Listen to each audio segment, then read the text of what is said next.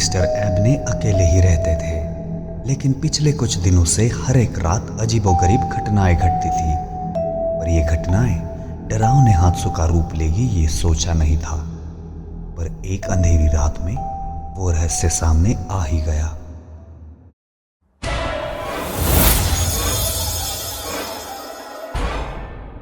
देखने में वो कुछ 9-10 साल का ही लगता था, पर कहता खुद को 15 साल का था। अपनी बड़ी बड़ी आंखों से मैंशन के खूबसूरत दीवारों और आर्टिफैक्ट्स को निहारता हुआ वो मिसेस पंच के बताए हुए कमरे की तरफ बढ़ने लगा। बिखरे बाल और मैले कपड़ों में उसे देखकर कोई ये नहीं कह सकता था कि वो मिस्टर एबने के दूर का कज़न था। कुछ ही महीने पहले स्टीफन के पेरेंट्स एक दुर्घटना में गुजर गए। जब मिस्टर एबने को ये बात पता चली तो उन्होंने फौरन स्टीफन को अपने मैंशन में रहने के लिए बुला लिया। मिस्टर एबने तो थे ही दिलदार। इस शहर में किसी से भी मिस्टर एबने की बात करो तो उनके मुंह से पहला शब्द निकलता था शांत। मिस्टर एबने को आज तक किसी ने ऊंची आवाज में बात करते नहीं सुना था। ना वो कहीं बाहर जाते थे, ना ही किसी को अपने घर बुलाते थे। उनका पूरा दिन अपनी ह्यूज स्टडी रूम में किताबों के बीच ही निकलता था। कभी वो कुछ लिखते नजर आते तो कभी पढ़ते। उन किताबों में ही उन्होंने अपनी दुनिया बना ली थी। और मिसेस पंच की दुनिया थी उस बड़े से मैंशन की देखभाल करना। मिस्टर एबने ने मिसेस पंच को कभी उस घर का नौकर नहीं समझा। उनके लिए तो मिसेस पंच हमेशा से ही उनके परिवार का ही हिस्सा थी। मिसेस पंच स्टीफन को मिस्टर एबने के रूम में लेके गई। वो दोनों एक दूसरे से मिलके बहुत खुश हुए। मिस्टर एबने ने उससे उसकी उम्र पूछी और उससे कहा कि किसी भी चीज़ की ज़रूरत हो तो वो बेझिझक मिसेस पंच से मांगे। वैसे तो मिस्टर एबने अकेले रहना ही ज़्यादा पसंद करते थे, लेकिन उन्हें बच्चों से खास लगाव था।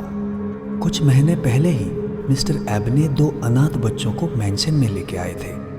दोनों को उन्होंने भरपूर प्यार दिया, हर कंफर्ट दिया, किसी चीज़ की कमी होने नहीं दी। लेकिन वो दोनों एक के बाद एक घर छोड़ के रातों रात भाग गए। मिस्टर एबने और मिसेस पंच ने उन्हें ढूंढने की बहुत कोशिश की, मगर वो दोनों नहीं मिले। शायद इसीलिए मिस्टर एबने स्टीफन से और ज़्यादा प्यार करने लगे थे।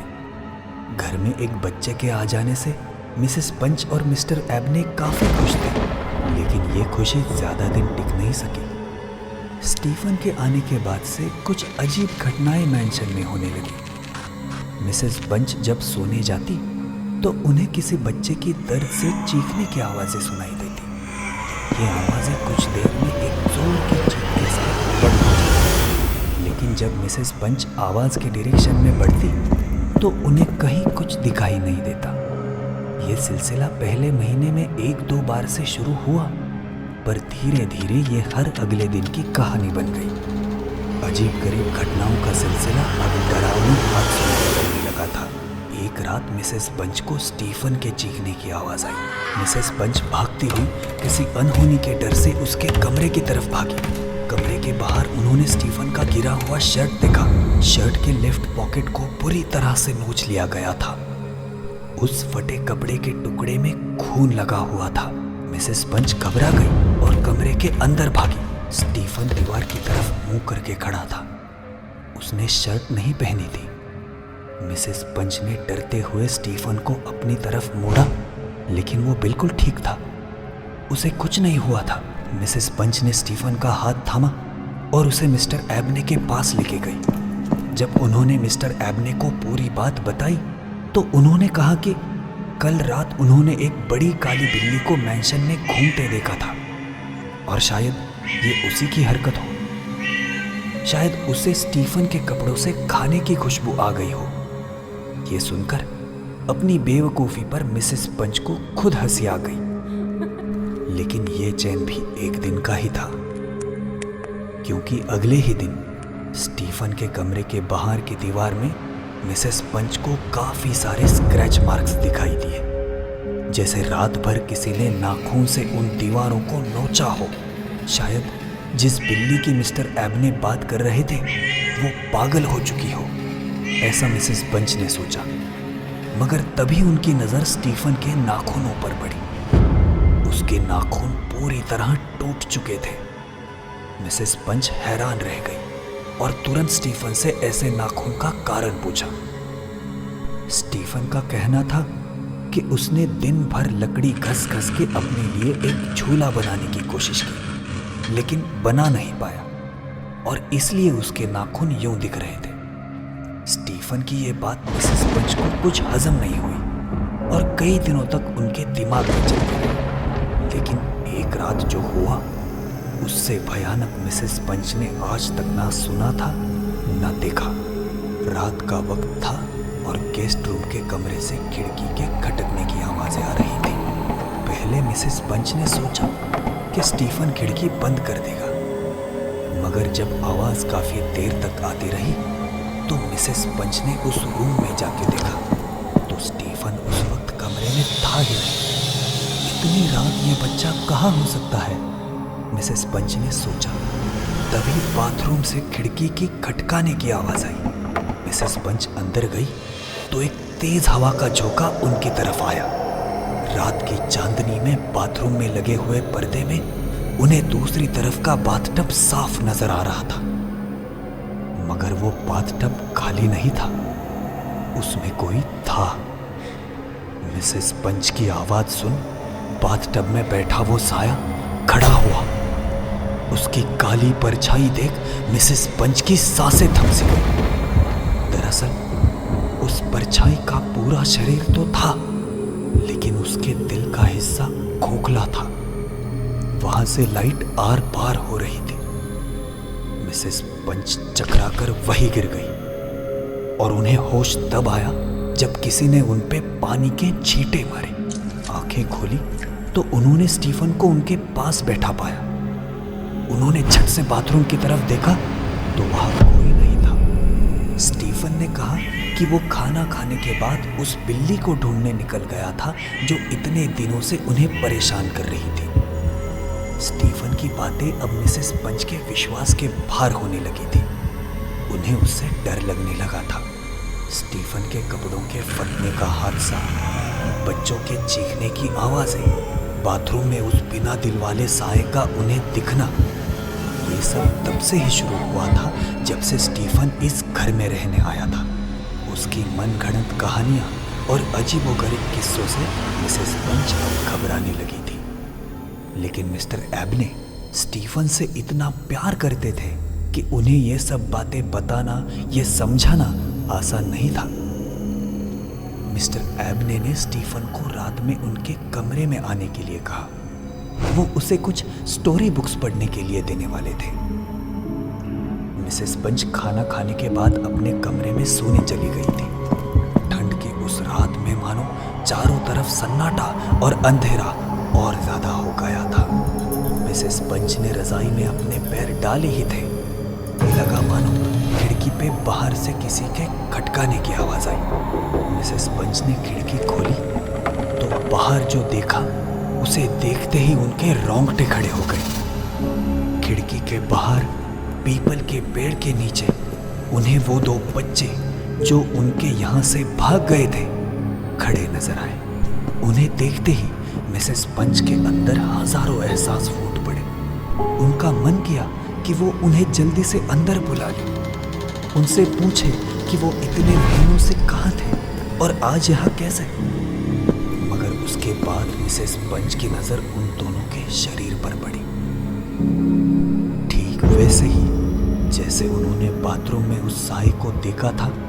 उन दोनों बच्चों का दिल तो था ही नहीं, उन दोनों के शरीर में उनके दिल की जगह खोखली थी और कपड़े भी वहां से कटे हुए थे।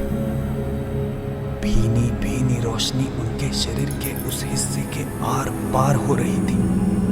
डर के मारे मिसेस बंच की चीख निकल गई। मिसेस बंच भागते हुए मिस्टर एबने के कमरे में जा पहुंचे। उन्होंने दरवाजे को जोर से धक्का दिया तो मानो उनके आंखों तले अंधेरा सा छा गया। मिस्टर एबने अपनी कुर्सी पर पड़े हुए थे और उनके ऊपर वही दोनों भूतिया बच्चे चढ़े हुए थे। उनके हाथों को दोनों ने बेल्ट से कुर्सी के आर्म रेस्ट पे बांध दिया था और उनकी आंख, नाक, होंठ, गाल और पूरे चेहरे में नुकीले कील ठोक रखे थे। वह उनकी कुर्सी के पास एक प्लायर भी पड़ा हुआ था। खून से सने उस प्लायर में उनका नाखून फंसा हुआ था। उनका हर एक नाखून निकाल दिया गया था। खून से लथपथ उनका चेहरा पूरी तरह छलनी हो चुका था। इसके बाद दोनों ने उनके जीते जी उनका सीना फाड़ के उनके दिल को खींच खींच कर निकाल दिया। मिस्टर एबने के दर्द भरी चीखों से पूरे मैंशन के कांच टूट से जा रहे थे। उन्हें ऐसी दर्दनाक मौत मिली थी जिसे कोई अपने बुरे से बुरे सपने में भी सोच नहीं सकता था। मिस्टर एबने का दिल निकालते ही उनकी मौत हो गई और दोनों बच्चे खिड़की से कूदकर गायब हो गए। मिस्टर एबने के टेबल पर उनकी डायरी खुली पड़ी हुई थी और पन्ने हवा में इधर उधर हो रहे थे। एक हाथ ने उस डायरी को उठाया। वो स्टीफन का था। स्टीफन को देखते ही मिसेस पंच घबरा गई और पीछे जाने लगी। कहीं उसी ने इन दोनों भूतों को तो नहीं बुलाया था? क्या वो मिस्टर एबने को मारना चाहता था? स्टीफन ने डायरी का एक पन्ना मिसेस पंच की तरफ बढ़ाया। उस पन्ने में लिखा था, 15 साल और उससे कम उम्र के 3 बच्चों का दिल उनके जीते जी उनके शरीर से निकालकर उन्हें तड़पने के लिए छोड़ना होगा। उस दिल को फिर जलाकर उसकी राख को वाइन में मिलाकर 1 महीने तक हर रात 3 सिप लेने से इंसान अमर हो सकता है। पन्ने पर वही डेट लिखी थी जब वो दोनों बच्चे गायब हुए थे और आखिरी डेट आज रात की थी जिसके नीचे मिस्टर एबने का सिग्नेचर था। तो क्या आज स्टीफन के जाने का वक्त था?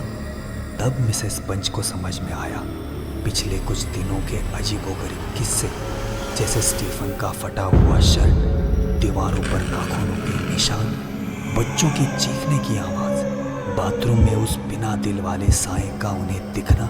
इन हादसों के जरिए वो दोनों बच्चों के भूत उन्हें अलर्ट करने की कोशिश कर रहे थे कि स्टीफन के साथ भी वही होने वाला है जो उनके साथ हुआ था। उन दोनों बच्चों ने मिस्टर एबने को मारकर स्टीफन की जान बचाई थी।